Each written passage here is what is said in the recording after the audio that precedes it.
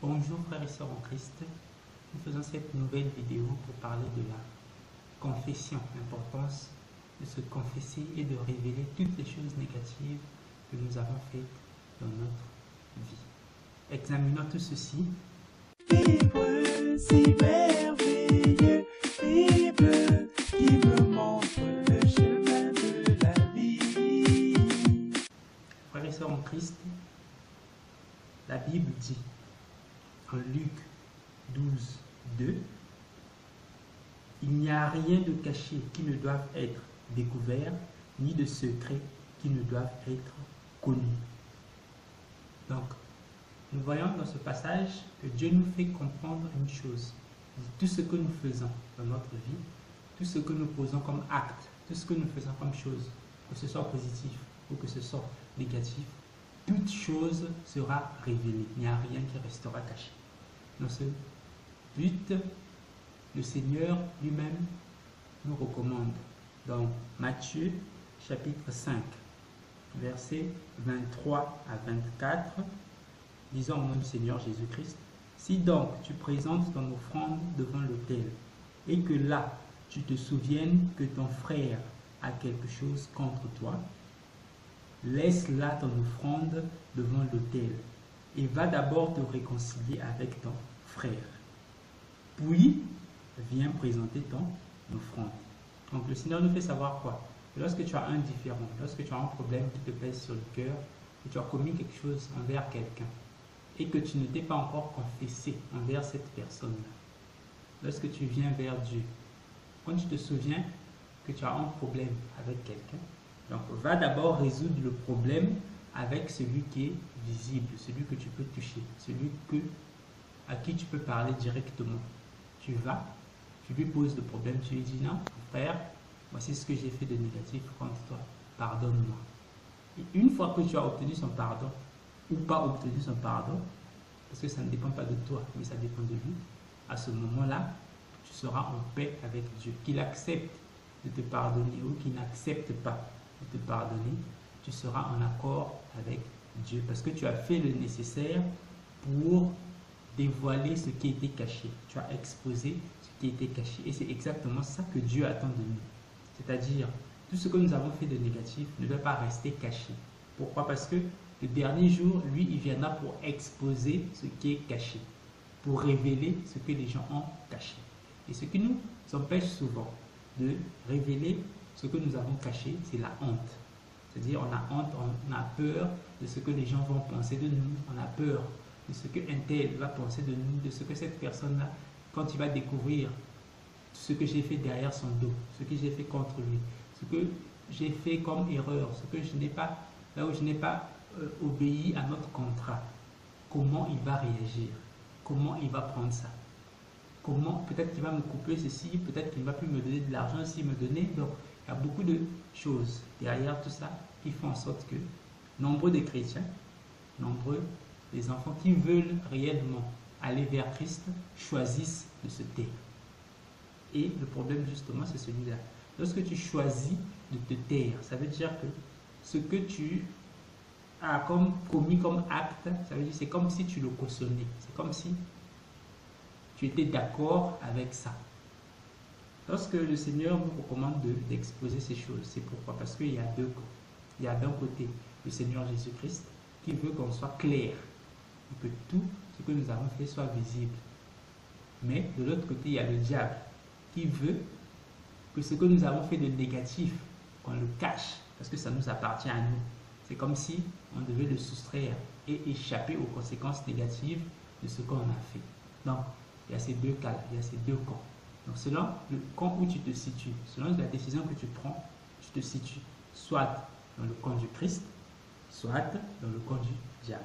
Et c'est souvent une grande barrière dans la vie de beaucoup de chrétiens. Souvent une grande barrière dans la vie de beaucoup de chrétiens qui les empêche d'évoluer, qui les empêche d'effectuer certaines choses. Nombreux cours dans des églises, derrière des pasteurs pour qu'on prie pour eux parce qu'ils n'arrivent pas à se marier, nombreux parce qu'ils n'arrivent pas à travailler, parce qu'ils n'arrivent pas à faire ceci.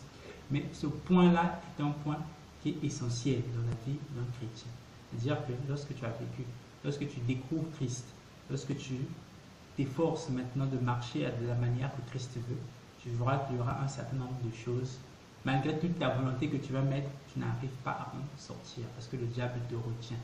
Et souvent, l'une des portes, l'une des barrières qui est très grande où le diable te retient, c'est la confession. Parce que tu n'as pas encore exposé certaines choses négatives qui sont en toi. Tu les as gardées, tu les as cachées. Tu dis, ça c'est mon péché. Je ne veux pas que les gens sachent ça. Je ne veux pas avoir honte. Je ne veux pas me séparer de telles choses. Les biens matériels que je donne, je bénéficie à cause de ce mensonge-là. Je ne veux pas les lâcher. Et c'est pour ça que le diable continue à te maintenir dans certaines choses négatives. Donc, faisons confiance à Jésus-Christ qui nous demande de demander d'abord pardon. Quelle que soit la personne et quel que soit ce que tu lui as fait, va le voir, demande-lui pardon. Tu as volé de l'argent, tu as fait ceci, va le voir, demande-lui pardon. C'est ce que Jésus-Christ nous recommande. Pourquoi? Parce que les choses que nous faisons, les choses que nous avons fait en dehors de Christ, avant de connaître Christ, avant de découvrir sa parole et de savoir comment marcher, nombreuses des choses là sont très très négatives. Et ce n'est pas au hasard. Le diable nous connaît depuis le départ. Et souvent, il nous pousse à faire des choses qui vont nous bloquer. Parce qu'à partir du moment que tu as découvert Christ, le diable entre en combat avec toi. Que tu le saches, que tu ne le saches pas. Il t'attaque de toutes les manières possibles. Il te met des pièges, il te tend des pièges. Et toutes ces choses-là, pour sortir de ces trous et de ces pièges, c'est là où le Seigneur nous demande de les exposer. Donc, moi, dans cette vidéo, ce que je vais faire, j'ai essayé de lister un certain nombre de choses très honteuses et très négatives que j'avais faites dans ma vie avant que je ne comprenne exactement où Christ voulait en venir, avant que je ne comprenne qu'est-ce que c'était la parole et quelles sont les exigences de Christ. J'avais un certain nombre de choses négatives, très négatives que j'avais faites et que j'avais aussi du mal à exposer, que j'avais du mal à dire à ceux qui étaient victimes, à ceux qui subissaient ou à ceux contre qui j'avais une dent. Je n'arrivais pas à le dire. Mais c'est justement pour ça que le diable me retenait et m'a empêché d'avancer d'une certaine manière. Donc ici, je donne l'exemple pour les frères, pour que les gens puissent comprendre, c'est-à-dire pour donner une sorte d'exemple, pour montrer, pour dire que quand tu montres ce que toi tu as commis, d'une certaine manière, tu encourages ceux qui ont fait les mêmes genres de choses que toi à exposer ce qu'ils ont fait, à avoir le courage de dire, à avoir le courage de parler, afin que leur vie aussi puisse être améliorée et que Christ puisse rentrer encore et encore dans leur vie et que chaque chrétien puisse se rapprocher encore plus de Jésus-Christ. Nous devons avoir le courage d'exposer tout ce que nous avons eu à faire de négatif. Donc j'ai essayé de lister ici un certain nombre de choses que j'ai faites dans ma vie qui étaient vraiment honteuses et que j'avais vraiment du mal à avouer et qui me retenaient dans une sorte d'esclavage devant le diable et qui m'empêchaient d'avancer encore plus vers Jésus-Christ. Tous les efforts que je faisais pour me rapprocher de Jésus-Christ étaient en vain et je semblais comme bloqué quelque part, je n'arrivais pas à me rapprocher encore plus de lui. C'est notre vie sur terre, c'est en tout et pour tout du rapprochement, c'est-à-dire nous rapprocher encore plus et encore plus, toujours plus de Jésus-Christ jusqu'à atteindre la stature parfaite qu'il attend de nous, jusqu'à ce qu'on soit capable de réaliser ce qu'il a dit que nous devons réaliser, de marcher sur les serpents et les scorpions, de guérir les malades, de soigner les maladies, tout ce que lui il a dit. Pour le réaliser, nous devons nous rapprocher et rapprocher et rapprocher encore et encore toujours plus de lui, afin que nous puissions être dans la même position de lui que lui et faire de la même position que lui et faire les mêmes choses que lui il a faites sur cette terre. Si Jésus-Christ a parlé, il a dit, voici les signes qui accompagneront ceux qui auront cru. Donc, ils chasseront des malades, ils guériront des maladies, ils imposeront les mains aux malades, les malades seront guéris. Tout ce que Jésus-Christ a dit que nous devons faire. Donc, pourquoi ça ne se réalise pas? Parce que nous ne sommes pas dans la même position que lui. Et nous sommes restés coincés à un certain niveau. Nous sommes restés à une certaine distance de lui. Nous ne sommes pas arrivés jusque là où lui il est. Jésus-Christ avait dit à ses disciples, vous serez baptisés du même baptême que moi. Ça veut dire que les Paul, Pierre, Jean, Matthieu, les autres ont été baptisés du même baptême que Jésus-Christ. Ils ont subi le même baptême que Jésus-Christ. On a voulu les mettre à mort, on a voulu les assassiner. Pourquoi? Parce qu'ils essayaient de sauver les gens, parce qu'ils essayaient de ramener les gens vers Dieu. Et c'est là où ils se sont retrouvés dans la même position que Christ. Et Christ, lorsque tu te retrouves dans la même position que lui et que tu acceptes de subir, de souffrir pour les autres, il te donne ce qu'il a promis, parce qu'il a fait une promesse. Et la promesse, c'est que tu te retrouves dans la même position que lui, tu as la même gloire qu'il avait, tu fais les mêmes miracles qu'il a fait. Et c'est pour ça que nous devons toujours nous efforcer, nous rapprocher encore plus et encore plus de lui. Donc, pour ne pas vous faire attendre longtemps, je vais d'abord prendre un autre passage qui est dans Apocalypse, chapitre 12, versets 10 à 11. Disons au nom du Seigneur Jésus-Christ, et j'entendis dans le ciel une voix forte qui disait, maintenant le salut est arrivé, et la puissance et le règne de notre Dieu et l'autorité de son Christ, car il a été précipité, l'accusateur de nos frères, celui qui les accusait devant notre Dieu jour et nuit. Ils l'ont vaincu à cause du sang de l'agneau et de la parole de leur témoignage. Et ils n'ont pas aimé leur vie jusqu'à craindre la mort. Donc ce que nous allons prendre ici et méditer un peu dessus avant de rentrer dans notre témoignage, c'est ils, c'est-à-dire les chrétiens, les serviteurs de Dieu, ils ont vaincu le diable à cause du sang de l'agneau, premièrement, et deuxièmement, à cause de la parole de leur témoignage. Donc, il y a d'un côté le sang de l'agneau, et deuxièmement, la parole du témoignage. C'est les deux choses qui nous permettent à nous de vaincre le diable, d'après Apocalypse, chapitre 12, versets 10 à 11. Donc, il y a le sang de l'agneau et la parole de notre témoignage. Donc, c'est notre témoignage qui fait que le diable se retrouve vaincu. Le sang de l'agneau, premièrement, et notre témoignage. Donc, ce sont ces deux choses qui se combinent pour faire en sorte que nous avons vaincu le diable. Donc, c'est ces deux choses, justement.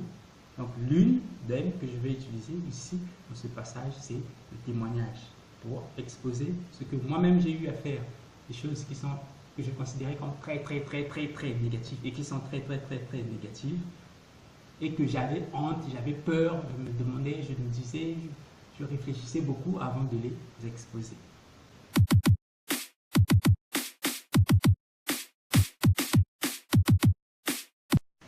Nous allons commencer par la première chose. Donc la première chose, parmi les choses que je considérais comme très négatives et que je ne voulais pas exposer, dont je ne voulais pas parler et je ne voulais pas que les gens sachent. Lorsque j'étais plus petit, très petit encore en ce temps-là, je devais avoir peut-être 5 ou 6 ans, je ne me souviens pas très bien, mais toujours est-il que j'étais encore très petit et j'étais allé m'amuser avec des amis. Voilà pourquoi je dis toujours aux parents de veiller attentivement aux fréquentations de vos enfants, parce que vous ne savez pas celui que votre enfant fréquente, ce qu'il est et ce qui le pousse à faire. Donc ce jour-là, je m'amusais avec des amis, deux, donc petit frère et grand frère, ils vivaient dans la même parcelle, donc on s'amusait dans la parcelle. Jusqu'à ce jour-là, toute ma vie, je n'avais jamais pensé à voler quelque chose. Chez moi, ça n'existait pas. Et donc ce jour-là, lorsqu'on s'amusait, après un moment, ils m'ont pris tous les deux, ils m'ont dit, allons-y, nous allons voler la nourriture de la marmite de notre maman. Et donc, moi aussi, au lieu de refuser et d'aller les exposer, non, je n'ai pas fait ça. J'ai par contre accepté ce que eux ils me proposaient. J'ai accepté ce qu'ils me proposaient. Donc, j'ai accepté de les couvrir. Et moi-même aussi, j'ai pris un peu de nourriture dans la marmite de leur maman. Je ne me souviens même plus trop quelle nourriture c'était qu'ils avaient préparée. Donc, nous trois, nous avons volé la nourriture de la marmite de leur mère. On va dire, bon, c'est des petits enfants de 5 ans, 6 ans qui volent la nourriture de la marmite. C'est pas quelque chose de grave. Mais exactement, je vous assure que c'est exactement là que le diable a commencé son travail dans ma vie. C'est exactement là que ça a commencé. Lorsque ils m'ont demandé de prendre cette nourriture dans la marmite, juste au moment où j'ai accepté, quand on est passé à l'acte, lorsqu'on a touché à la marmite, on a pris ce qui était à l'intérieur, j'ai senti en moi comme si mes yeux s'ouvraient. Donc, quand vous lisez dans Genèse, lorsqu'on dit leurs yeux s'ouvrirent de Adam et Ève lorsqu'ils ont mangé le fruit, ce jour-là, moi j'ai ressenti exactement la même chose. C'est-à-dire, c'est comme si mes yeux s'ouvraient. C'est comme s'il y avait tout un monde qui était autour de moi que je ne voyais pas et que je venais à peine de découvrir. Donc, ce jour-là, c'était une chose très négative dans ma vie. Et c'est à partir de ce jour-là que le diable a commencé à agir sur ma vie et a commencé à me pousser du côté négatif. Justement, pourquoi? Parce que je ne savais pas que le diable, donc lorsque tu es enfant, grande personne, agit pour pousser les gens dans les choses négatives. Donc là, c'était un des points. Ce n'était pas le plus important, mais c'est un des points donc, par lequel le diable avait commencé à agir sur ma vie. On va passer maintenant au deuxième point. Donc toujours étant petit, vous savez, lorsque les garçons se retrouvent, ils discutent entre eux, ils parlent de beaucoup de choses, il y a certains qui veulent se faire. En fait, les gens s'apprécient en fonction de ce qu'ils savent. Ils disent que moi je sais telle chose, surtout les garçons, je sais telle chose, moi je sais faire telle chose. Et c'est à partir de ça qu'on dit que lui il est intelligent, lui il est ceci, lui il est plus avancé, lui il est derrière, c'est exactement ça. Donc, en ce temps-là, donc mes amis, la plupart qui étaient avec moi, ils vont, avec les garçons en grandissant, en fait, ils essaient de découvrir un certain nombre de choses dans la vie. Et donc, certains d'entre eux, d'après ce qu'ils disaient, avaient déjà vu la nudité d'une femme. Ce que moi, personnellement, à ce moment-là, je n'avais encore jamais vu. Et donc, lorsque les discussions tournaient autour de ce point-là, personnellement, je n'avais rien à dire. Et moi, je pensais en ce temps-là que c'était une chose négative. Or, au fond, c'était une chose positive. Sauf que je ne le savais pas. Et étant surtout enfant et manipulable. Donc, il, en quelque sorte, m'incitait à chercher, à savoir qu'est-ce que c'est la nudité d'une femme, à quoi est-ce que ça ressemble. Donc, à travers eux et à travers leur incitation, j'avais maintenant une idée dans ma tête. C'est-à-dire que cette idée-là était comme en permanence dans ma tête. Et c'était une chose très négative. C'est-à-dire l'idée de chercher à savoir à quoi ressemble le sexe d'une femme. Et cette idée-là est restée dans ma tête pendant excessivement longtemps. Et c'est ça, cette idée-là m'a poussé à faire beaucoup de choses négatives dans ma vie. Donc, surveillez surtout à qui fréquente votre enfant, c'est quelque chose de très important. Donc, à cause de cette idée-là, j'avais un autre ami, en ce temps-là, on était peut-être, j'étais au CM1, je crois, CM1, qui avait des bandes dessinées pornographiques dans sa chambre. Et du coup, moi, lorsque j'allais chez lui, ah non, je crois que je devais être déjà à ce moment-là au collège. Je devais être déjà au collège. Donc quand je passais chez lui, lorsque je rentrais dans sa chambre, peut-être pour passer le prendre, pour aller à l'école, ce jour-là, je découvre un livre pornographique. Et donc, qu'est-ce que je fais? Je prends le livre et j'étais en train de le lire. J'étais en train de lire ces BD pornographiques pour essayer de voir à quoi ressemble le sexe d'une femme. Or, justement, la Bible dit, tout ce qu'on sème, nous le moissonnerons. Ce qu'un homme aura semé, il le moissonnera aussi. Et donc, lorsque tu sèmes aujourd'hui une chose qui a l'air petite, mais qui est très négative, comme voir des bandes dessinées, plus tard, ça t'emmènera à quelque chose d'autre, parce que tu as sémé. Tu es en train de s'aimer. Tu voles peut-être des petites choses. Demain, tu voleras plus grand parce que tu es en train de semer. Et ce que tu sèmes, ça va grandir. Et lorsque ça grandit, ça donne des résultats plus grands.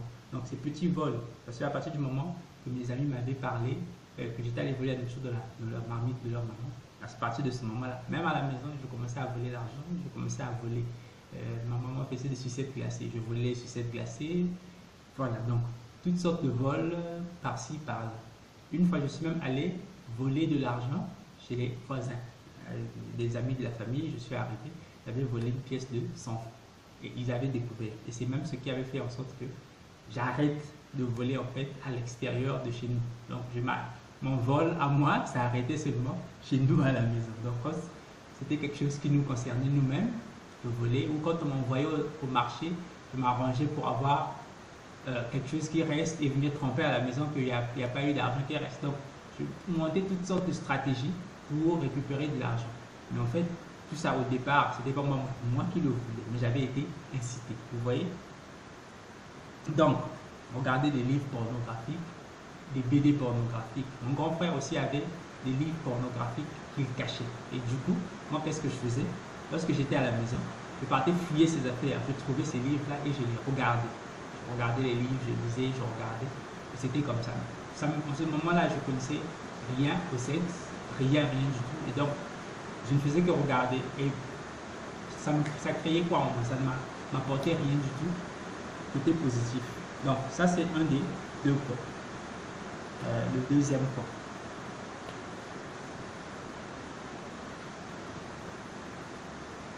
Voilà. Troisième point, nous allons passer au troisième point. Le troisième point, c'est lié aux jeux vidéo. En fait, dans ce temps-là, j'avais découvert les jeux vidéo et c'est-à-dire qu'à partir du moment que j'ai découvert les jeux vidéo, je n'avais plus rien de plus important dans ma vie que les jeux vidéo. Les jeux vidéo, donc s'amuser avec des manettes, voir des images sur l'écran, des combats, ce genre de choses. Pour les petits enfants, croyez-moi, c'est exactement comme une drogue. Et c'est plus qu'une drogue, c'est-à-dire que vous allez voir des enfants qui oublient même de manger à cause des jeux vidéo. C'est plus qu'une drogue, c'est grave. C'est-à-dire que lorsque vous soumettez vos enfants aux jeux vidéo, vous ne vous rendez pas compte de la gravité de l'acte que vous commettez. Mais c'est un acte qui est très, très, très, très grave. C'est comme un peu comme donner, c'est-à-dire la vraie drogue. C'est-à-dire que vous prenez une drogue, vous l'injectez en quelqu'un. Les effets que ça va produire, cette drogue-là, lui-même, il ne les connaît pas, ou vous ne les connaissez pas, parce que ça va le rendre dépendant, c'est-à-dire qu'il ne pourra plus s'en passer. Et c'est exactement l'effet que produisent les jeux vidéo sur les enfants.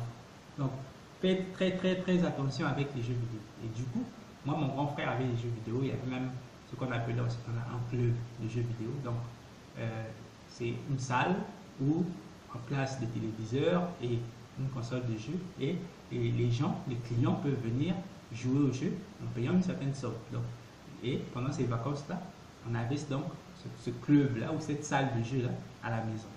Donc après la fin des vacances, comme c'était la rentrée, papa avait décidé que cette salle de jeu-là ne pouvait pas rester à la maison parce que les enfants devaient aller à l'école, ça devait embrouiller les enfants. Donc qu'est-ce que mon grand frère a fait? Il a déplacé sa salle de jeu, il l'a emmené à un autre endroit. Donc à partir du moment qu'il l'a mené de l'autre côté, voilà. Donc ce qui était convenu, c'est ce que moi, en tant que dépendant des jeux vidéo, je faisais, c'était quoi? Quand je partais à l'école, au lieu de revenir directement à la maison, je passais d'abord à la salle de jeu. Et lorsque j'ai fini à la salle de jeu, je revenais à la maison. Ce qui faisait que j'arrivais souvent tard à la maison. Donc j'arrivais souvent tard à la maison. Et c'est là que papa m'a blâmé et il m'a interdit dorénavant de partir à la salle de jeu de mon grand frère. En ce temps-là, pour moi, m'interdire les jeux vidéo, c'était comme m'interdire de respirer. C'était exactement la même chose. Donc, quand il m'a interdit les jeux vidéo, je me disais, bon, de toute façon, c'est mon grand frère, lui et moi, on va s'entendre. Même si papa a dit, ce n'est pas un problème grave. Donc, j'aurais toujours continué à aller jouer aux jeux vidéo. Donc, le lendemain, j'ai fini à l'école, même chose. Je passe d'abord par la salle de jeu avant de rentrer à la maison. Et là, lorsque j'arrive, c'est mon grand frère maintenant qui s'oppose à ce que je puisse jouer au jeu. Il me blâme et il me chasse de la salle de jeu. Donc, cet acte-là qu'il avait posé, moi, ça m'avait vraiment déplu. J'étais encore petit, je devais avoir peut-être 14-15 ans. Donc, imaginez, dans ma tête, c'est-à-dire que pour moi, le jeu vidéo, c'était ma vie. Et lorsque tu m'interdisais ça, c'était un problème grave. Et justement, comme mon frère m'avait interdit ça, d'une manière radicale, sans possibilité de faire demi-tour, à ce moment-là, dans mon cœur, je me suis mis à haïr mon grand frère. Je me suis mis à haïr mon grand frère à tel point que je suis même allé jusqu'à souhaiter sa mort, la mort de mon propre grand frère. De mon propre grand frère, celui que je suis, donc celui qui vient avant moi. J'ai souhaité sa mort pendant longtemps, jusqu'à ce que je me suis rendu compte que ce que je faisais, c'était totalement ridicule. Et lorsque je me suis rendu compte que ce que je faisais, c'était totalement ridicule, c'était peut-être une année plus tard que je me suis rendu compte de ça. Lorsque je me suis rendu compte, j'ai donc arrêté de souhaiter sa mort. Mais le problème, c'est que j'avais déjà souhaité sa mort pendant un certain temps. Et comme il ne le savait pas, donc c'était déjà un problème pour moi. Parce qu'il fallait que j'avoue une chose que j'avais pensée à l'intérieur de moi et que je trouvais excessivement grave et que je n'arrivais pas à sortir ça de ma bouche. C'était quasiment impossible pour moi de prononcer cette phrase-là, de dire à mon grand frère, vraiment j'ai souhaité ta mort à cause de simples jeux vidéo. Pour moi, c'était impossible de prononcer ça. Donc, je suis resté comme ça pendant de nombreuses années et je n'arrivais pas à lui dire. Je suis resté comme ça pendant de nombreuses années et je n'arrivais pas à lui dire. Jusqu'au jour où je me suis rendu compte que tant que je ne lui dirais pas, ma vie aussi n'allait pas évoluer. Tant que je n'allais pas lui dire, ma vie aussi n'allait pas évoluer. Et comme on était dans deux villes différentes, je me suis dit que je devais peut-être l'appeler. Je n'arrivais pas en tout cas à l'appeler. J'ai essayé, je n'arrivais pas. Ça ne marchait pas. Et donc je me suis dit, bon, comme je ne peux pas le prononcer, si je ne peux pas le prononcer, au moins je peux l'écrire. Et c'est ce que j'avais fait. J'ai écrit un SMS, un long SMS pour lui expliquer. J'ai envoyé le SMS sur son téléphone. Premier numéro, deuxième numéro. Et j'ai renvoyé le SMS une deuxième fois pour être bien sûr qu'il avait reçu le SMS. Et lorsqu'il a reçu, mon grand frère m'a dit, ce n'est pas grave. Je ne me souviens pas exactement de ces mots, mais ce qu'il m'a dit, c'est dans le sens de, ce n'est pas grave, c'est quelque chose qui est passé.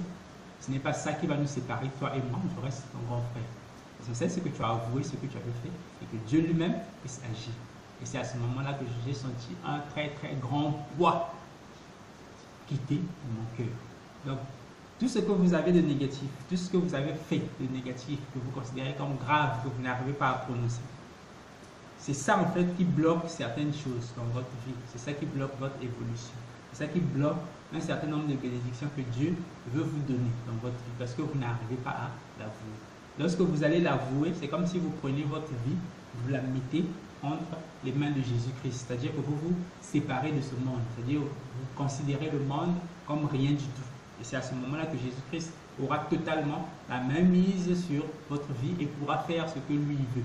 C'est-à-dire les plans de bonheur que lui il a prévus pour vous. Donc, toutes ces choses que vous avez fait de négatif, n'hésitez pas. N'hésitez pas.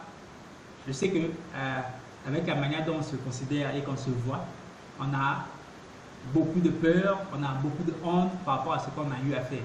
Mais je vous encourage à trouver une manière d'exposer ce que vous avez fait. Donc ici, c'était l'un des points. Donc, c'était la mort de mon grand frère. Point numéro 4. Le point numéro 4, c'est avec l'évolution, c'est-à-dire que plus j'ai avancé, après, je me posais toujours des questions sur le sexe féminin, le sexe de la femme, à quoi ça ressemble. Donc, cette incitation-là que les gens avaient mise en moi, ça ne s'arrêtait pas. Ça continuait toujours. Ça continuait toujours à m'inciter à faire des choses négatives, à essayer de savoir, de découvrir à quoi ça ressemble, à quoi c'est ceci, à quoi c'est ceci. Et malgré le fait que j'avais regardé des revues, des livres pornographiques avec des images bizarres, oui, mais en fait, c'est comme si tu t'es soumis à un esprit. Lorsque tu te soumets à un esprit, tu n'es pas maître, ce n'est pas toi qui commence, ce n'est pas toi qui dis bon, maintenant je suis satisfait, j'arrête. Non, cet esprit-là te demandera toujours et tu vas toujours continuer. Regardez vous-même celui par exemple qui se soumet à la cigarette, celui qui se soumet à la drogue, à l'alcool. Est-ce qu'ils arrivent à arrêter facilement? Non, non, parce que ce n'est pas lui qui est maître, ce n'est pas lui qui commande, mais c'est cet esprit-là auquel il s'est soumis, c'est celui qui le commande. Et il doit être délivré de cet esprit-là. Donc tu ne seras pas délivré de cet esprit-là, ça ne s'arrêtera pas. Donc moi aussi, dans l'incitation que j'avais eue à rechercher à quoi ressemble le sexe d'une femme, c'était plutôt des bêtes, des choses bêtes. Mais c'est ça qui m'incitait toujours à faire des choses négatives. Donc ce jour-là, j'ai un oncle qui vivait dans un quartier un peu plus éloigné que lui. Et du coup, il n'y avait personne qui devait rester à la maison. Ce jour-là, il n'y avait personne qui devait rester à la maison. Et donc, il sortait. Et il fallait que ma petite cousine, c'est-à-dire maintenant, petite, elle a peut-être 4 ans, 3 ans de moins que moi. Donc, elle devait rester, c'est-à-dire elle devait rester seule. Et comme il ne peut pas rester seule à la maison, donc mon oncle va me prendre et il va me demander d'aller là-bas chez lui pour dormir avec elle. Et donc, pour moi, comment dire, c'est comme j'ai toujours voulu savoir quelque chose, à quoi ça ressemble, tel. Et donc, c'est comme si tu me mets en présence d'une chose que je n'arrivais pas à voir toute ma vie. Et voilà, tu me laisses en présence. Donc, du coup, pour moi, ça m'était présenté comme une occasion. Je dis, ah bon, je vais profiter pour savoir à quoi ça ressemble, à quoi c'est. Donc, c'est ce jour-là que j'arrive, je suis resté avec ma cousine jusqu'à ce que, au moment où elle s'est endormie, il y avait 2 chambres, donc elle dormait dans l'une des chambres et moi dans l'autre. Voilà. Donc au moment où elle s'est endormie, je ne sais pas quel genre de courage j'avais eu ce jour-là. Donc je suis venu vers elle et j'ai essayé de, comment dire, de faire baisser sa culotte, justement parce qu'elle avait une culotte jean, essayer de faire baisser sa culotte pour voir à quoi son corps ressemble pendant qu'elle était endormie. Malheureusement, je n'ai pas pu faire exactement ce que je voulais, mais ce que j'avais fait déjà, j'avais inséré ma main dans sa culotte. Donc, vous voyez vous-même ce que je veux dire. J'avais inséré ma main. Et après, j'ai eu honte. En fait, je m'attendais à ressentir d'autres sensations que je n'ai pas ressenties. Du coup, après, j'ai eu honte. Je suis reparti dormir. Donc, c'est là que ça s'était arrêté. Et cette situation-là, j'avais du mal à l'avouer. J'avais du mal à l'avouer. Donc, il y a beaucoup de choses que nous faisons qui sont négatives. Que nous faisons parce que nous sommes incités, que nous faisons parce que nous n'avons pas voulu respecter, nous ne connaissons pas la parole de Dieu, nous ne connaissions pas la parole de Dieu, nous ne savons pas quelles exigences et quels effets négatifs ça pouvait nous produire, et quel blocus on était en train d'introduire dans notre vie. Donc toutes ces choses-là, c'est par d'une certaine manière ignorance qu'on les faisait. Et donc les exposer, c'est sortir de l'enfermement, c'est-à-dire sortir de l'enfermement, c'est exposer ces choses. Donc ça, c'est un autre des points. Voilà. Un autre point. Bon, ça c'est lié au vol. Lié au vol. À un moment, j'étais, comment dire, en position. Et mon père m'a confié un certain nombre de responsabilités. m'a confié un certain nombre de responsabilités. Et du coup, ça faisait en sorte que j'avais une certaine somme toujours qui lui appartenait entre mes mains. Et du coup, cet esprit de vol me poussait toujours, continuait à agir en moi. Et me poussait. Je faisais quoi? Donc, je volais de l'argent à mon père et je payais des portables. Je payais des portables chers, portables. Et du coup, j'avais toujours des portables chers avec moi.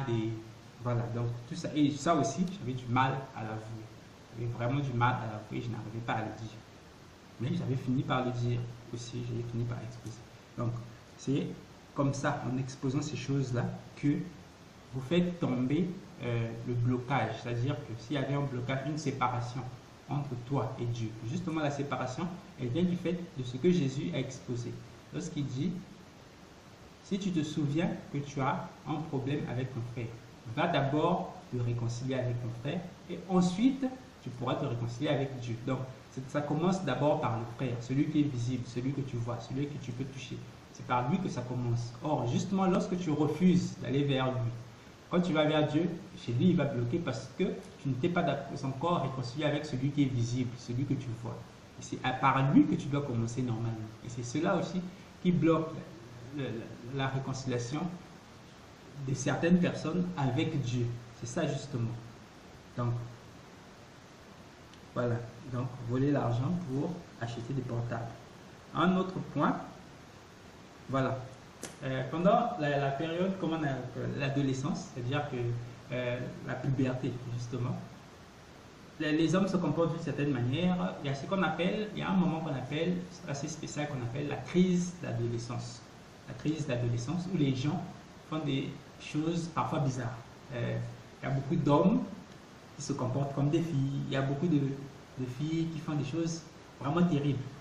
Et pendant cette période, bon, moi personnellement, je n'étais pas averti et je ne connaissais pas ça. Donc du coup, lorsque ça m'est arrivé, j'ai trouvé ça bizarre. Je ne savais pas qu'est-ce qui me poussait. Mais je me dis aussi que c'est d'une certaine manière parce que, en quelque sorte, j'avais mis ma sexualité entre les mains du diable. Et quand le diable te gère, il t'impose un certain nombre de choses. Je ne me rends pas compte. Je ne crois pas que tout le monde soit obligé de passer par ce genre de choses. Et donc, à ce moment-là, dans la parcelle où on vivait, j'avais mon père, ma mère, mes frères, mes sœurs, et il y avait mes tantes, mes oncles, ma grand-mère de la même parcelle. Donc, mes tantes et leurs enfants, voilà, les oncles et leurs enfants, donc il y avait beaucoup de gens dans la parcelle. Donc, dans l'une des chambres, il y avait, voilà, ma tante était dans l'une des chambres. Et du coup, elle avait avec elle des livres pornographiques. Lorsqu'elle était absente, je faisais quoi? Je partais souvent de sa chambre, je fouillais pour trouver où est-ce qu'elle avait caché ses livres. Et donc, en fouillant souvent dans ce sac pour trouver où est-ce qu'elle avait caché ses livres-là, ce jour-là, je tombe à un endroit, elle avait mis ses sous-vêtements, donc des sous-vêtements féminins. Slip, cycliste, je ne sais pas comment on appelle ça, cycliste, vêtements cyclistes, ce genre de vêtements. Comment on appelle ça encore? Maillot de bain, voilà, ce genre de choses. Je ne sais pas qu'est-ce qui me prenait, je ne savais pas si c'est un esprit ou quoi. Donc lorsque je suis tombé dessus, sur ces sous-vêtements-là, ça, comment dire, ça m'attirait et ça m'excitait. Et ça me poussait à faire quoi? À porter ça, donc des sous-vêtements de femme. Et c'est pendant, je suppose, c'est pendant ce qu'on appelle la crise d'adolescence. Voilà, la crise d'adolescence. Donc, je faisais quoi? Je prenais certains de ces sous-vêtements, je les cachais, et ensuite, je les mettais sous mes vêtements. Donc, je les portais et je sortais avec. Je me retrouvais dans une zone où il n'y a presque personne qui passe, des ruelles un peu éloignées, des ruelles un peu. Et à ce moment-là, je retirais mes vêtements, les vêtements d'homme, et je marchais avec des vêtements de femme, comme ça. La réalité. Donc, je ne sais pas qu'est-ce qui me prenait, mais c'est ça. Et du coup, ça aussi, j'avais du mal à l'exposer, à en parler, parce que je ne me rendais pas compte de ce qui se passait, je ne comprenais pas. Parce que ça s'est passé pendant une certaine durée. Je me sentais toujours incité à faire ça à tout le monde. Mais après un certain moment, pouf, ça avait disparu et ça ne revenait pas. Et c'est plus tard seulement que j'ai découvert qu'on appelait ça la crise d'adolescence, c'est-à-dire un moment où les garçons ont tendance à vouloir se comporter comme des filles, comme faire un certain nombre de choses bizarres, ou voilà, il y a toutes sortes de personnes qui font des choses, mais souvent à la fin, ils ont vraiment du mal à admettre. Donc ça aussi, c'était un des points que j'avais vraiment du mal à admettre. Porter des sous-vêtements féminins, des vêtements typiquement féminins, et se balader avec dans des endroits où il n'y a presque personne qui passe. Voilà, donc c'était un peu, ça c'est un autre des points. Voilà, donc on a atteint le dernier point. Le dernier point, c'est lorsque j'étais à l'université. Donc je me suis dit, bon, malgré tout ce que j'avais fait de négatif, malgré tout ce que j'avais fait de négatif, il y avait une décision quand même que j'avais prise, qui était bonne. Et la décision, en fait, c'était de ne pas connaître de femme avant le mariage. Cette décision-là, je l'avais prise seule. Bon, seule, pas tellement. Mais, en fait, comment dire, lorsque je voyais ce que mon grand-père faisait, c'est-à-dire mon grand-père a eu beaucoup d'enfants avant même de se marier avec une femme. Donc, moi, quand je voyais ça, ça me déplaisait vraiment. Et donc, je me disais que je ne pouvais pas accepter que tous les enfants de mon père puissent être perdus. Donc, je ne pouvais pas accepter ça. Je n'arrivais pas à accepter cette idée.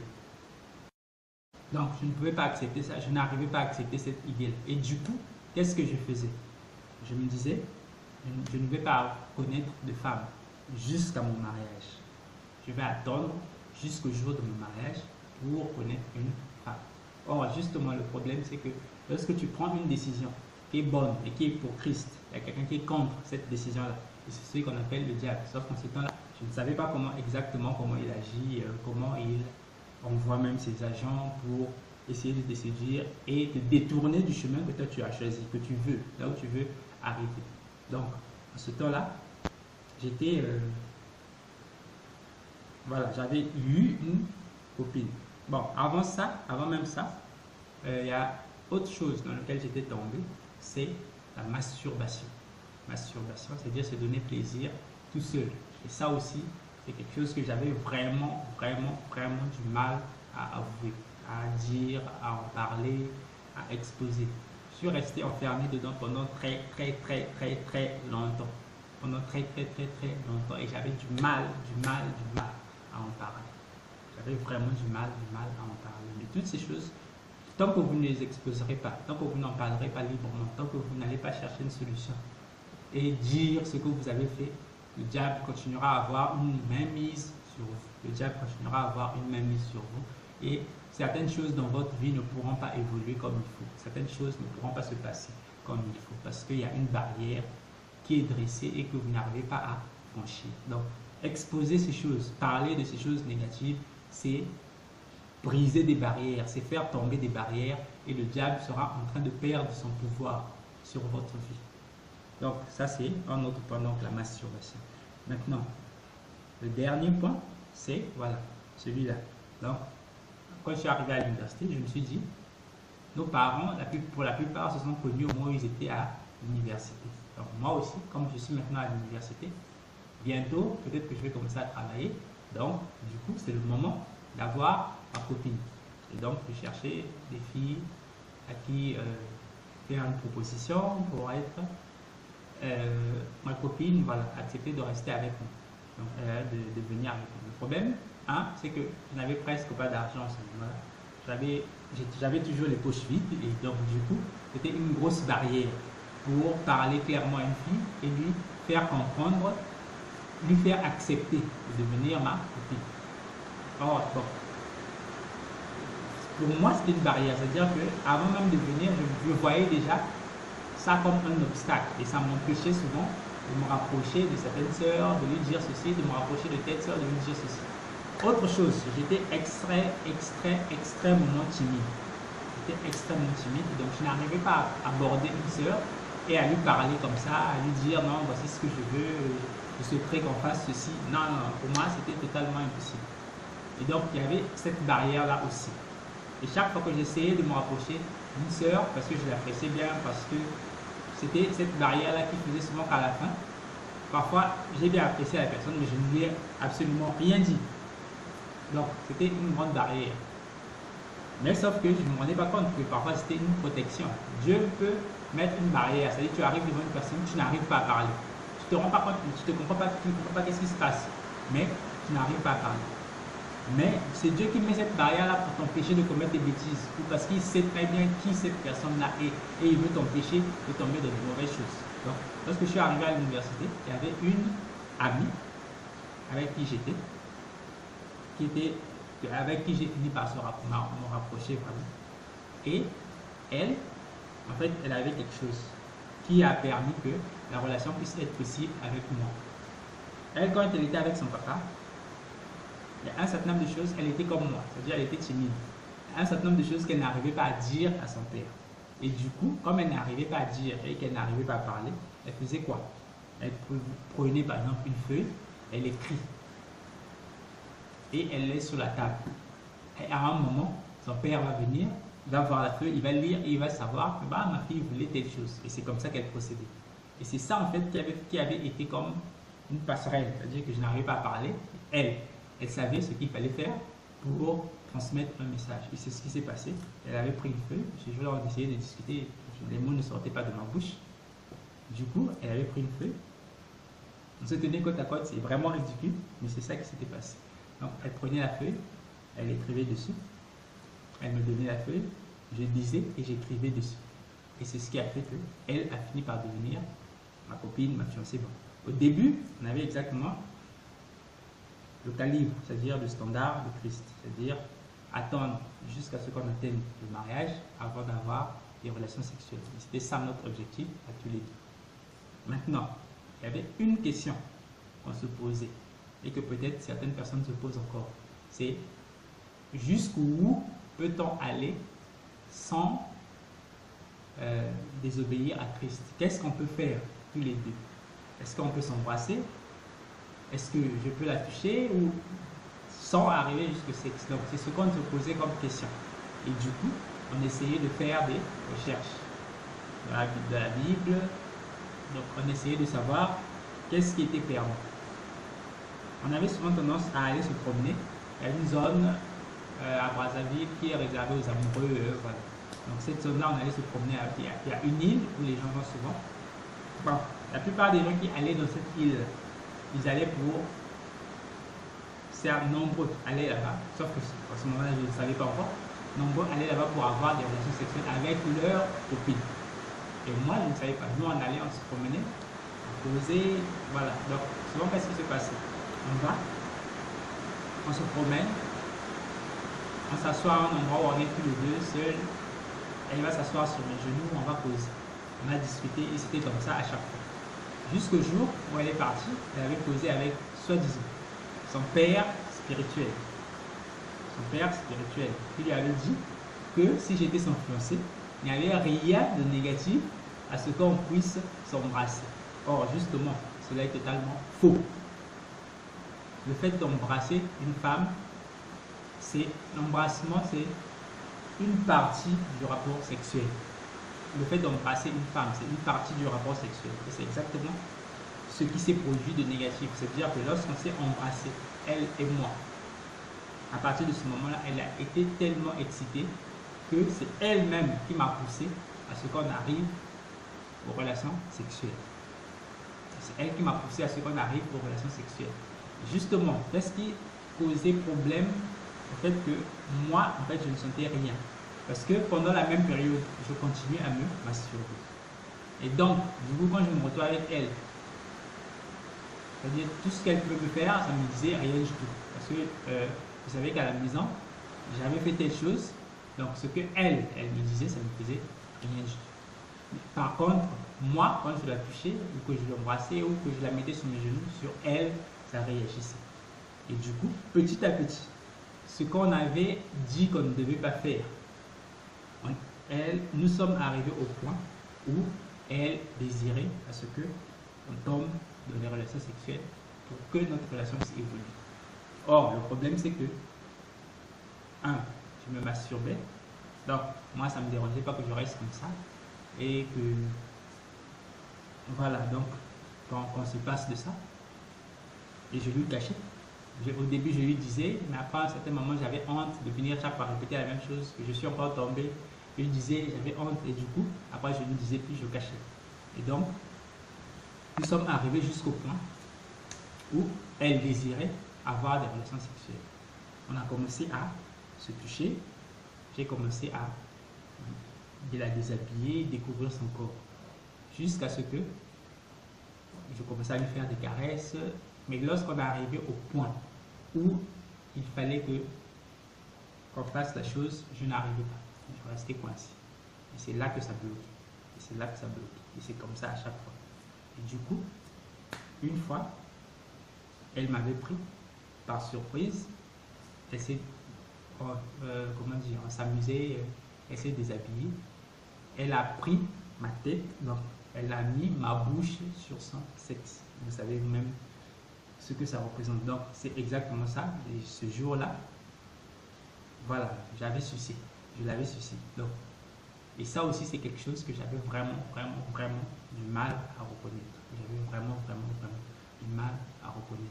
Donc, ce jour-là, j'avais sucé une femme.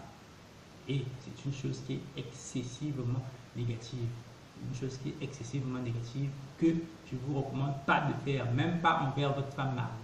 Le sexe oral, c'est interdit. C'est une abomination devant Dieu. Dieu ne veut pas que on puisse avoir du sexe oral. Non, non, non. Dieu ne veut pas de ça. C'est exactement par ça que Sodome et Gomorrhe, donc c'est ce genre d'abomination-là qui ont fait que certaines villes ont été détruites, que Dieu a frappé des gens, que Dieu a agi. Il a puni des gens, il a puni des villes entières. Donc, toutes ces choses semblables-là, l'homosexualité, le sexe oral, c'est interdit. Dieu ne veut pas de ça. Et donc, moi, j'avais été poussé dans ça, sans que je ne le fasse exprès. Mais elle, par l'incitation qu'elle avait et par l'envie qu'elle avait, elle m'avait pris et je n'avais pas rejeté. Je l'avais fait pour éviter de la frustrer, mais après, je lui avais dit que je ne pouvais plus jamais faire ça.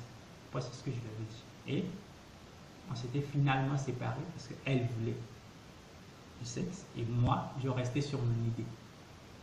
Et du coup, nous avons fini par nous séparer. Elle allait de son côté et moi aussi de mon côté. Donc, c'était à peu près ça que j'avais noté.